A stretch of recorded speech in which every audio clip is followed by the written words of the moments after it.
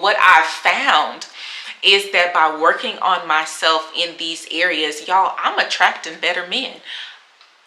It blows my mind sometimes because I used to attract all of those bottom of the barrel, emotionally unavailable men. Now I'm attracting healthy men. Hey loves, it's your girl Lady V. Welcome back to my channel. This is a safe space for single women learning how to navigate love, life, and all the craziness in between.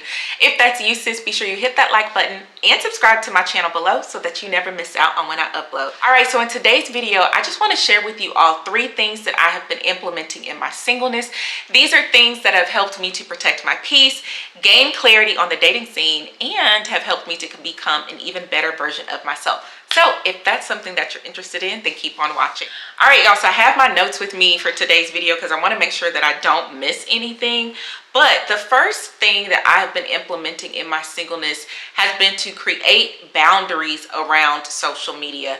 Y'all, I am a firm believer that you have to protect your heart and mind against social media, especially as a single woman. Y'all know we are living in a day and age where right now there is a rise in relationship experts, relationship gurus, relationship podcasts. Like, everybody got something to say, but y'all, just because they are loud don't mean that they are right, okay? And so you have to be careful because social media could be influencing your thoughts around your singleness more than you know. Have you ever had a day where you were just content in your singleness? You were feeling good, you weren't sad or none of the things, and then you log into social media and now you're feeling negative, you bitter about your singleness, you wondering why God has forgotten about you, like all the things. Yeah, social media could be playing a bigger influence more than you know. I'm a firm believer that if you want to continue to believe that healthy relationships exist, because they do, and that there are good men out there, because there are, then you have to stop feeding your heart and mind all of the narratives that tell you the opposite. And right now on social media, there's a rise in just negativity around relationships. There's a division first and foremost, but there is a rise of men bashing women. There's a rise of women bashing men, and neither side is taking accountability. Both sides are blaming each other. They're belittling each other. And if you're not careful, you can start to kind of adopt some of those opinions and negative thoughts. So you have to really be careful about what you're allowing to enter into your heart and mind. So how did I do this? How did I create boundaries around social media? Well, first, I limited my social media time. I have some timers on my phone now that tell me how long I've been active on social media. So I'm really trying to limit my screen time. Second, I've turned off my notifications. So I don't get any social media notifications unless I actually go into the app. That has been a game changer for me because if I'm already kind of in a sad space, I don't have to log onto the app. I'm not automatically getting any notifications that may trigger me. And finally, y'all, I have blocked and unfollowed certain accounts. Like, that is how intentional I am about protecting my heart and mind in this season. So specifically, I blocked the Shade Room, I blocked Spiritual Word, I blocked Kevin Samuels when he was like active and all the things. Now, I know y'all are probably thinking you blocked them, then that might be a little bit extreme. But for me, because I like to talk about singleness and encourage single women, a lot of my followers would send me some of those like controversial posts because they would want my opinion on it. But sometimes I wasn't always in the right headspace to offer my opinion. And so I blocked those accounts such that nobody can send them to me and subject me to those things. Now, of course, this is not a foolproof plan, right? Like, there are some times where I'll get on my feed and I'll still see some negativity, but inevitably what I have been doing has been training the algorithm to stop showing me that negative stuff. Just by unfollowing those accounts and muting those accounts, my algorithm now shows me more positive things, more affirming things. I follow accounts that encourage single women, that affirms single women, that reminds single women of the promises of God and the truth of God's word, because that's what I need in this season. Being bitter, that's easy. Misery loves company, okay? But what I need to do is I need to continue to keep the hope, keep the faith that my person is out there and God is sending him. God has sent him. He's just a little lost right now. I don't know where he is. God sent me the tracking number. But I have to keep the hope and faith that my person is out there. And so I had to stop allowing myself to be subjected to all of the narratives that tell me the opposite. Now, I'm not saying you have to do what I did. I'm not saying you have to block certain accounts. I'm not saying you have to turn off your notifications. But what I am saying is, if you find yourself going on a roller coaster of emotions, especially negative emotions around your singleness when you log into social media, then it may be important for you to take an assessment of your social media feed and figure out what on your feed is feeding you your feelings, and take your power back, whatever that looks like for you. Whether that's, limiting your social media time or going to the extreme like I did. And I shouldn't even say extreme. Like, I am just intentional about protecting my peace in this season. We deal with so much negativity out here in the world, at work, in our families, in our homes, that I don't need to deal with any of that on social media. And being an advocate for mental health and having overcome some of my own mental health challenges, y'all, all it takes is a seed.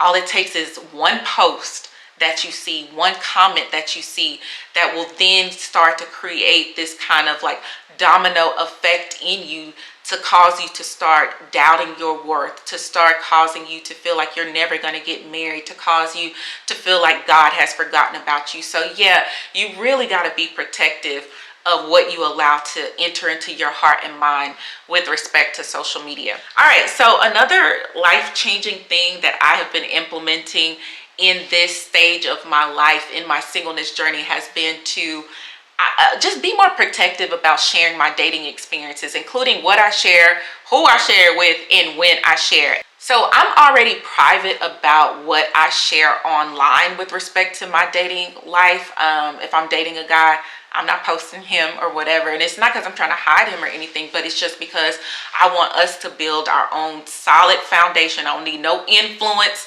from anybody else on social media. But where I used to go wrong is that I was sharing my dating experiences too much with my friends. And the reason for that is because I suffered from what I refer to as dating PTSD. I had made so many wrong choices in men that I lost confidence in my ability to make the right choice in the future. And because I was operating from an insecure place, I found myself always seeking validation from my friends regarding the men that I was dating, regardless if they were in a healthy place or not, because sometimes the advice that they would give me was not healthy advice. And so I thought that that would give me the validation that I was seeking, but honestly, it just created more anxiety for me. It just created confusion. And so I became intentional about first working on myself. And by that, I mean, I got a therapist, and I really dealt with this insecurity that I had on making, relationship decisions.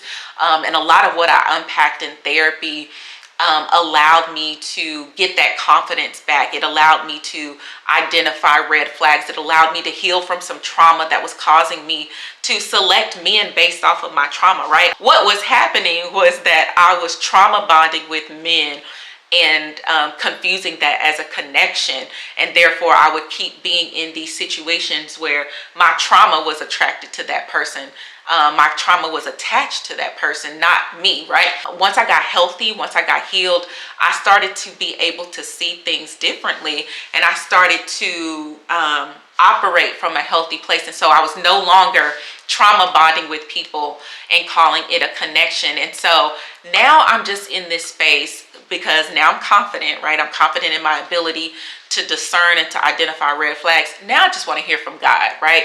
I just want to hear who God has for me. I want to be able to hear God's voice clearly. I want to discern who's a good fit for me based on God's standards, based on my standards, and not based on anybody else's standards. And I think what used to contribute to a lot of my confusion was that I had too many voices in my head. I had my voice, I had God's voice, I had the devil's voice, and I had all the voices and opinions of my friends. And that's just, it's really hard to be able to hear clearly about what you should do. So now that I've eliminated some of the external noise and I'm able to hear from God more clearly, I've been able to enjoy dating so much more. I don't have the pressure to please my friends anymore and to please and to date a man based off of their preferences and their opinions of what they think is a good fit for me. I now just get to enjoy that man for me, obviously submit him in prayer to God so that God can reveal all things. And I do want to make a point to say that I'm not saying that you shouldn't share your experiences with your friends. I'm just saying you ain't got to share everything with everybody all the time. There's a time and place for everything. Get you, a small trusted group of people, get you a therapist so that you can continue to hear from God more clearly. So yeah, sis, if you're in a space where you're always confused on the dating scene, then I would just caution you to consider if you have too many voices in your head, and just get back to the basics. Get back to it being you and God and maybe, one or two other people, and watch how you start to get clarity on the dating scene. Okay. All right. So the last thing that I have been doing in my singleness is making sure that I'm that girl, period. Okay. I have been using this time to become the best version of me, not for a man, but for me, because I realized that I have to fall in love with myself first and foremost. I have to be happy with myself first and foremost before I could even think of inviting a man to love me. When I was operating in a space of not loving myself and not being happy with myself, it was very easy for me to get into unhealthy situations. But now that your girl do love herself, okay, now I'm finding myself in healthier situations. So yeah, I have been using this time to work on myself spiritually and growing in my walk with Christ, trying to build that relationship with God, seeking him out in ways that I haven't ever sought him out before. I've been using this time to grow physically. If you follow me on the gram, your girl got her personal trainer or whatever. Okay, we try to keep this body right and tight. I've been more mindful about what foods that I've been allowing my body to, allowing myself to intake. I've been growing mentally and emotionally. Like I said, I have a therapist, and y'all know I'm a big believer that you can have both God and a therapist. They both can coexist, and in some of our cases should coexist at the same time. And so that has allowed me to heal from some childhood trauma, heal from some daddy issues that was causing me to choose the wrong man. It's really helped to build my confidence in myself, my self-worth. It's helped me to see myself through God's eyes versus through the world's eyes. And so it's just been so instrumental in me being in this positive place in my singleness. I've also have been using this time to work on myself financially. I don't have a lot of debt outside of like my mortgage, but now I'm thinking generational wealth. I'm thinking, what can I do to set myself up for retirement? And so I invested in a financial advisor because your girl wants to be able to do all the things in the future. And I think a lot of times what I see online, women will say that they want a man that will be the financial provider for them. But sis, if you don't even know how to manage your own finances in your singleness, how would you then know what healthy financial management should look like in your marriage? Like, how would you know that that man can lead you financially when you don't even know what healthy financial management looks like? Like, make it make sense, y'all. It always starts with us. So I've been trying to create healthy financial management practices in my own singleness, just for me. Again, like I said, I'm doing all of this stuff for me, not for a man, but for me. But what I've found is that by working on myself in these areas, y'all, I'm attracting better men. it blows my mind sometimes, because I used to attract all of those bottom of the barrel, emotionally unavailable men. Now I'm attracting healthy men. Now I'm attracting mature men. I'm attracting emotionally available men. And I know it's because they can pick up on the healthiness that is in me. And so it's just been a win-win for all, to be honest. I'm loving this space that I'm in. I'm loving this season that I'm in. I'm loving the woman that I've become. I know I haven't even reached my full potential yet, but I'm so happy that I'm not where I used to be. And so I would just encourage you to really embrace your singleness and use this time to do all the things for you.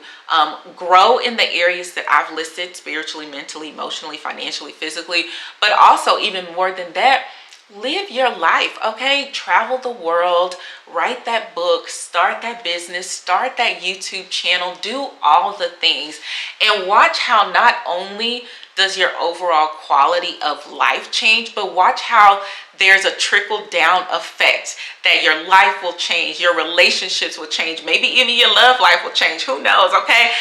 And God can do anything, all right? But anyways, those are just 3 things that I have been doing in my singleness. Like I said, these things have helped me protect my peace, gain clarity on the dating scene, and things that just have helped me become an even better version of myself. So y'all leave me a comment below. Let me know, what are some things that you are implementing on your singleness journey? I would love to learn from you all as well. And yeah, that's all I have for this week's video, and I'll see you all next week. Bye.